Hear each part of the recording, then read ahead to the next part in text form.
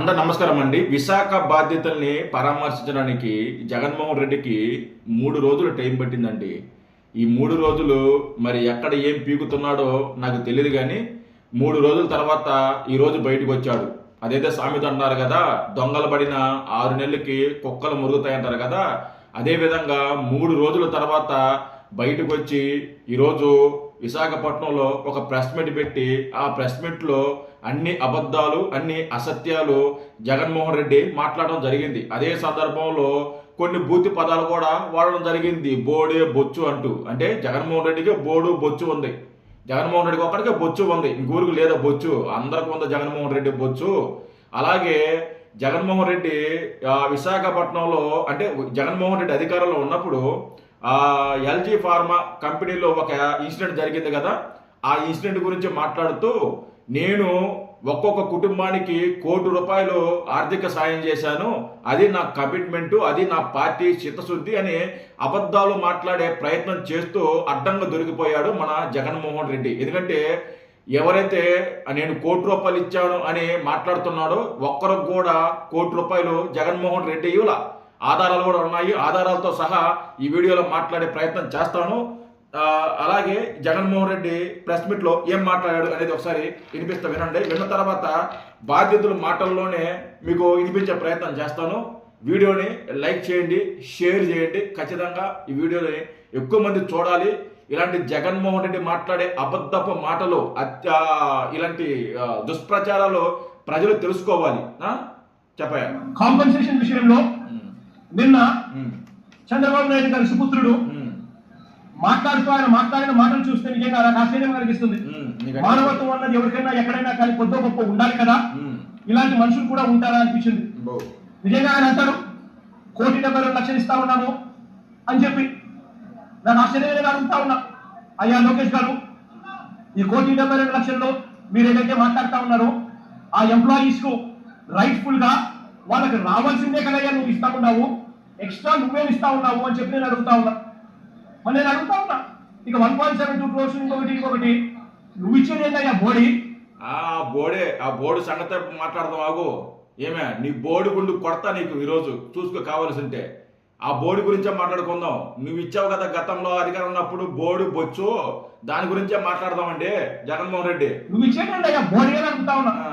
వాళ్ళకి రావాల్సిందే, వాళ్ళ హక్కుగా వాళ్ళకి రావాల్సిందే వాళ్ళకి వస్తా ఉంది, వాళ్ళకి అది ఇస్తా ఉన్నారు, అది వాళ్ళకి ఇస్తా ఉన్నారని మీరు చెప్తా ఉన్నారు. ఇది నిజంగా ధర్మమేనా న్యాయమేనా అడుగుతా ఉన్నా. ఇదే విశాఖపట్నంలో ఇంతకు ముందు మా హయాంలో ఇలాంటి ఒక దుర్ఘటన జరిగితే అక్కడ కూడా మనుషులు చనిపోతే ఎంతమంది చెప్పినారు? ఎల్జీ పాలిమర్స్ లో అప్పట్లో కూడా ఒక దుర్ఘటన జరిగి 14 మంది అప్పట్లో చనిపోయిన ఘటన జరిగితే రాష్ట్ర ప్రభుత్వం ఎలా స్పందించింది?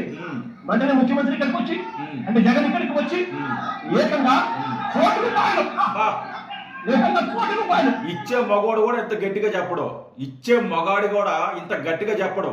మనోడు ఇవ్వకుండానే ఇంత గట్టిగా చెప్తున్నాడు. మాట్లాడు. చనిపోయిన కుటుంబాలకు ఇచ్చి ఆదుకున్న పరిస్థితులు బహుశా దేశ చరిత్రలో ఎక్కడా కూడా జరగలేదేమో. ఒక ఆంధ్ర రాష్ట్రంలో జగన్ ముఖ్యమంత్రిగా ఉన్నప్పుడు చోటు చేసుకున్న ఘటన. ఏకంగా ₹1,00,00,000 వాళ్ళకి ఇచ్చి ఆ కుటుంబాలకు తోడుగా ఉండి ఆ కుటుంబాల వాళ్ళ సభ్యులు చనిపోయిన వాళ్ళకు ఉద్యోగాలు కూడా మళ్ళీ ఆ కంపెనీలో ఇచ్చేట్టుగా వైఎస్ఆర్సీపీ ప్రభుత్వం అప్పట్లో అడుగులు ముందుకు వేసి చేయించింది. బొచ్చు నువ్వు ఎవరికి ఏం బొచ్చు ఇచ్చావు? ఏం బొచ్చు ఇచ్చావు జగన్మోహన్ రెడ్డి? ఇది విను. ఆ బాధ్యతలు ₹1,00,00,000 ఇస్తామని చెప్పారు, కానీ చనిపోయిన తర్వాత ఎవరు మా దగ్గరికి రాలేదు, ఎవరు కూడా మమ్మల్ని ఓదార్చిన వాళ్ళు లేరు. ఇటువంటి సాయం కూడా అధికారులు గానీ కంపెనీ వారు గానీ మమ్మల్ని పట్టించుకోలేదు. సూపర్ స్పెషాలిటీ హాస్పిటల్ కడతాన్నారు, కనీసం పిహెచ్సి గానీ ఒక డాక్టర్ నర్స్ కూడా అక్కడ లేరు. ఎల్జీ పాలిమర్స్ యాజమాన్యం పూర్తి నిర్లక్ష్యంగా వ్యవహరించింది. ఇంకా ఉంది జగన్మోహన్ రెడ్డి, ఇంకా ఉంది. వినిపిస్తా. నువ్వు నీ పీకుడు, నీ వ్యవహారం, నువ్వేం పీకినావో వినిపిస్తా ఉన్నాయా? ఈయనేదో చేశాడంట, ఈయనేదో ఉద్ధరించాడంట. ఏది నువ్వు ఉద్ధరించింది? ఎక్కడుంది? ఇంకోటి ఇంకా ఉండాలా ఈ వీడియోలు. మాట్లాడదాం జగన్మోహన్ రెడ్డి. నువ్వు పీకింది ఏందో, నీ పీకుడు ఏందో అన్నిటి గురించి మాట్లాడదాం.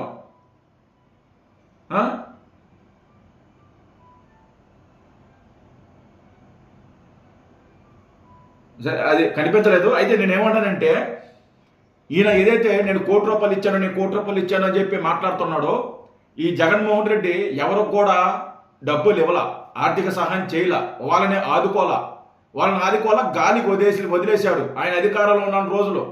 కూటమి ప్రభుత్వం అధికారంలోకి వచ్చిన తర్వాత నారా చంద్రబాబు నాయుడు గారు ఎవరైతే ఆ ఎల్జీ ఫార్మర్స్ లో బాధ్యతలు ఉన్నారో ఆ బాధ్యతలకి చంద్రబాబు నాయుడు గారు న్యాయం చేశారు.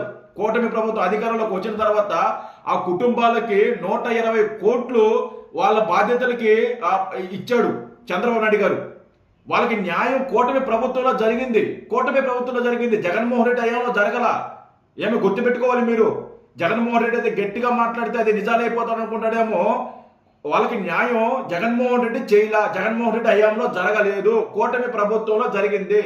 కూటమి ప్రభుత్వం అధికారంలోకి వచ్చిన తర్వాత మొట్టమొదటిగా వాళ్ళని గుర్తించాడు. అంటే అధికారంలోకి రాకముందు ఎలక్షన్ టైంలోనే ఆ బాధ్యతలందరూ కూడా చంద్రబాబు నాయుడు గారు దృష్టిలో ఉన్నారు. ఆయన ఏదైతే కూటమి ప్రభుత్వం అధికారంలోకి వచ్చిన తర్వాత వాళ్ళకి న్యాయం చేస్తారని మాట ఇచ్చాడు. ఇచ్చిన ప్రకారమే కుటుంబాలకి 120 కోట్లు చంద్రబాబు నాయుడు గారు వాళ్ళకి ఆర్థిక సహాయం చేశాడు. చంద్రబాబు నాయుడు గారి హయాంలో వాళ్ళకి న్యాయం జరిగింది. మరి నువ్వు ఎక్కడ న్యాయం చేసావు జగన్మోహన్ రెడ్డి?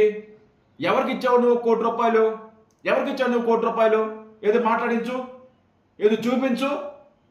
స్వయంగా బాధ్యతలు ఈరోజు బయటకు వచ్చి జగన్మోహన్ రెడ్డి మమ్మల్ని మోసం చేశాడు, మాకు ₹1 ప్రకటించి మాకు ఉత్త చేతులు చూపించాడు, మాకు ₹1 ఇవ్వలేదని చెప్పేసి బాధ్యతలు బయటకు వచ్చి మాట్లాడుతున్నారు. ఇంకా చాలా మంది బాధ్యతలు ఉన్నారు, వాళ్ళు కూడా ఈరోజు బయటకు వస్తారు, బయటకు వచ్చి మాట్లాడతారు. ఎవరిని మోసం చేద్దామని, నువ్వు ఎవరిని ఎరిపప్పలు చేద్దామని, ఎవరిని ఎరిపప్పలు చేద్దామని? ఏమైనా జనాలను గొర్రెలు అనుకుంటున్నామా? మేమేమైనా పిచ్చోళ్ళు అనుకుంటున్నామా? మేము వాస్తవాలు ప్రజలకు చెప్పమా? మేము బయట పెట్టమా ప్రజలకి వాస్తవాలు? అరే జగన్మోహన్ రెడ్డి ₹1 ఇవ్వలేదు, దొంగ మాటలు మాట్లాడుతున్నాడు అని చెప్పి ప్రజలకి మేము ఆధారాలతో సహా చూపిస్తాము. ఎవరిని మోసం చేయాలని జగన్మోహన్ రెడ్డి? నువ్వు ఎవరిని మోసం చేయాలి?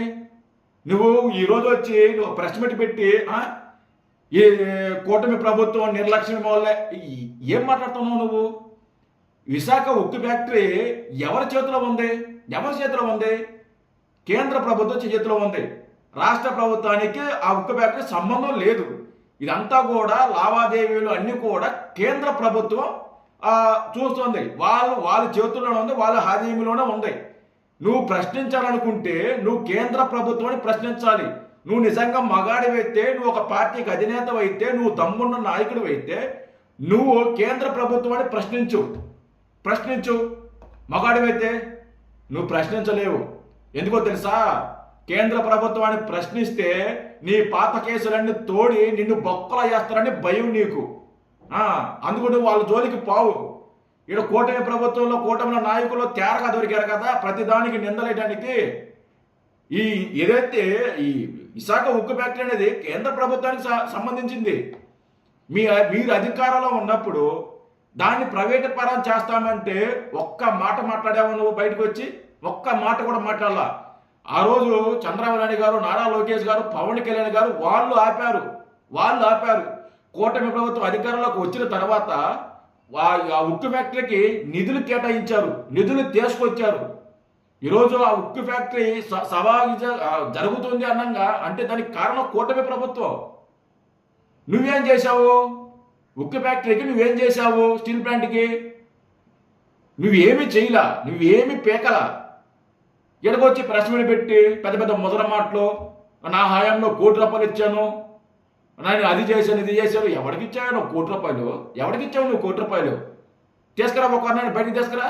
ఎంతమందికి ఇచ్చావు నువ్వు ₹1? జనాలు పిచ్చాలనుకుంటున్నావేంది? నువ్వు ఏది చెప్తే తినడానికి తోలు తీస్తారు. గుర్తుపెట్టుకో జగన్మోహన్ రెడ్డి, ముదర మాటలు వద్దు. జై హింద్.